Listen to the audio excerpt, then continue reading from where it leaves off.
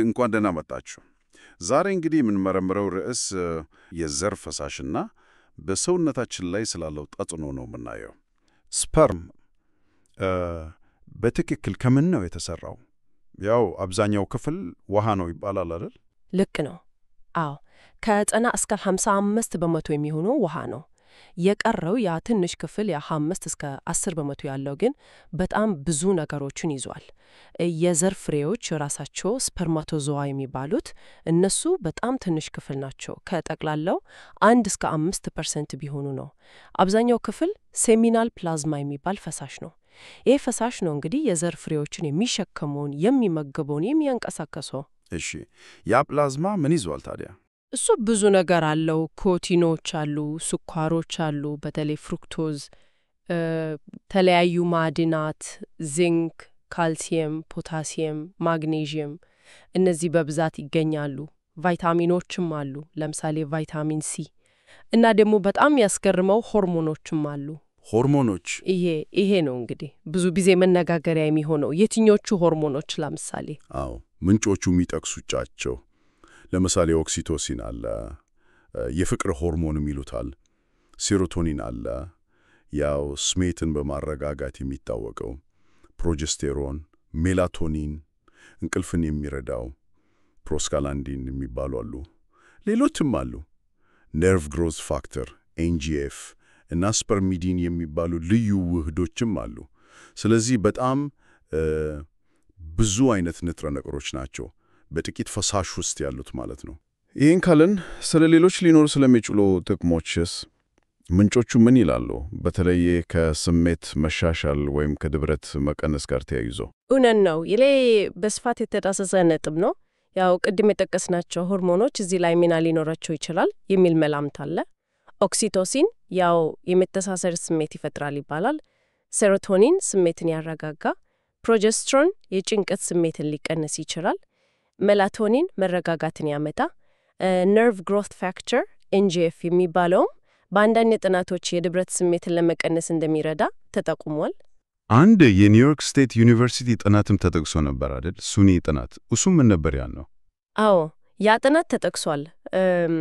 ኮንዶም ሳይጠቀሙ ግንኙነት የሚያደርጉት ሴት የኮሌጅ ተማሪዎች ማለትም በቀጥታ ለስፐርም የተጋለጡት ዝቅተኛ የድብረት ምልክቶች እንዳሳዩ አሳይተዋል ይላል ምንጩ።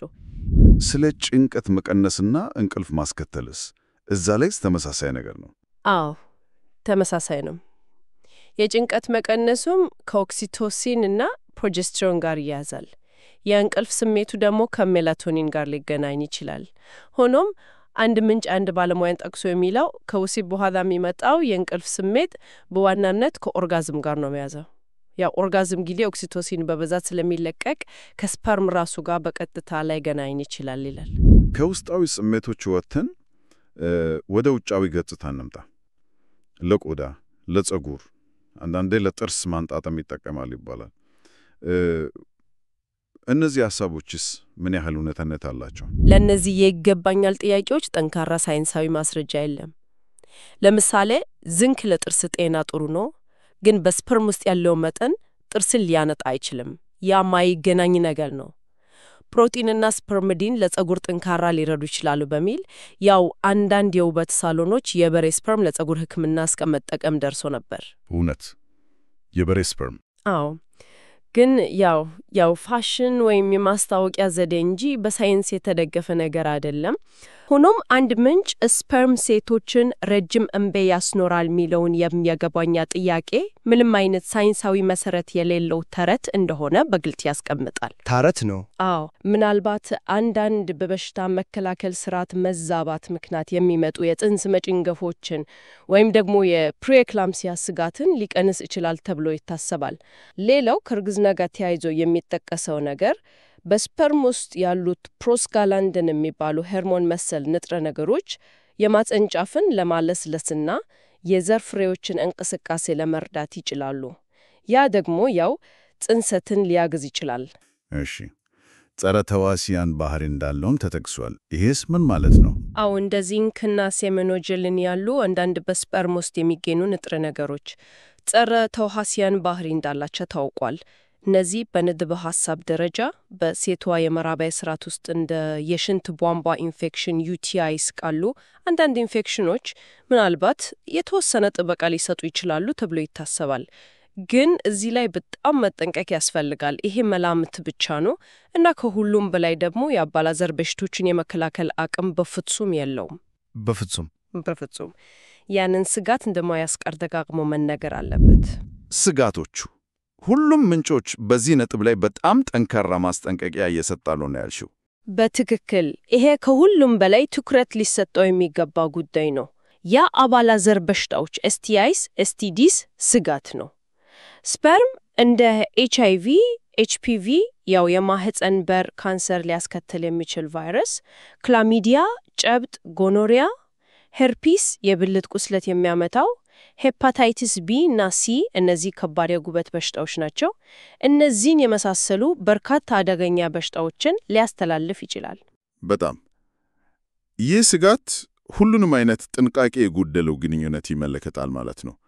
ስለዚህ የአባላዘር በሽታ ስጋት በጣም ከባድና ዋነኛው አሳሳቢ ጉዳይ ነው። እሺ፣ ከአባላዘር በሽታዎች ውጪ ሌሎች ስጋቶች አሉ? በእርግጠኝነት የመጀመሪያው ግልጽ ስጋት ያው ያልታቀደ እርግዝና ነው። ይሄ ጥንቃቄ በጎደለው የሴት ብልት ግንኙነት ሊከሰት ይችላል። ሌላው ብዙ ጊዜ የማይታሰብ ግን እውነት የሆነ ስጋት ለስፐርም አለርጂ መኖር ነው። Human Seminal Plasma Protein Hypersensitivity ወይም HSP ይባላል። ለስፐርም አለርጂ? አዎ፣ ምንም እንኳን አልፎ አልፎ የሚከሰት ቢሆንም ሲከሰት ምልክቶቹ ከባድ ሊሆኑ ይችላሉ። ከንኪኪ ወይም ከዋጡ በኋላ በጥቂት ደቂቃዎች ውስጥ ማሳከክ፣ መቅላት፣ ማበጥ፣ ሹፍታ፣ አንዳንዴም የደረት መጥበብ ወይም የመተንፈስ ችግር ሊያስከትል ይችላል። ይህን ሁሉ ስናጠቃልለው ምንጮቹ የሚሰጡን ምስል በጣም የተወሳሰበ ነው። ስፐርም ብዙ አይነት ንጥረ ነገሮችን የያዘ ቢሆንም ብዙ ጊዜ የሚነገሩለት የአመጋገብ ወይም የውበት ጥቅሞች በአብዛኛው በሳይንስ ያልተደገፉ ናቸው፣ ወይም ደግሞ ከእውነቱ የራቀ መጠን የሚጠይቁ ናቸው። ልክ ነው። በስሜት ላይ ወይም በበሽታ መከላከል ስርዓት መቻቻል ላይ ለምሳሌ ከእርግዝና ጋር በተያያዘ አንዳንድ ሊኖሩ የሚችሉ መጠነኛ ወይም በንድፈ ሐሳብ ደረጃ ያሉ ተጽዕኖዎች ቢጠቆሙ እነዚህ አሁንም ተጨማሪ ምርምር የሚያስፈልጋቸው ናቸው እና ከሁሉም በላይ ደግሞ በፊት ለፊታቸው ባሉት ከፍተኛ ስጋቶች የሚዋጡ ናቸው። ያን ነው ዋናው ነጥብ። ይቀድማል የሚለው ነው። የአባላዘር በሽታዎች ስጋት እውነት ነው። የአለርጂ ምላሾች ስጋት እውነት ነው። እነዚህ ከባድ ሊሆኑ ይችላሉ። ማንኛውም በንድፈ ሐሳብ ደረጃ ሊኖር ይችላል የተባለ ጥቅም ከነዚህ ተጨባጭ አደጋዎች ጋር ሲነጻጸር እዚህ ግባ የሚባል አይደለም። ስለዚህ ዋናው ትምህርት ጥንቃቄ ማድረግ፣ ራስን በአግባቡ መጠበቅ፣ ለምሳሌ ኮንዶም መጠቀም እና የግል ጤናና ደህንነትን ሁልጊዜ ማስቀደም ነው። በጣም ግልጽ እና ወሳኝ መልእክት ነው።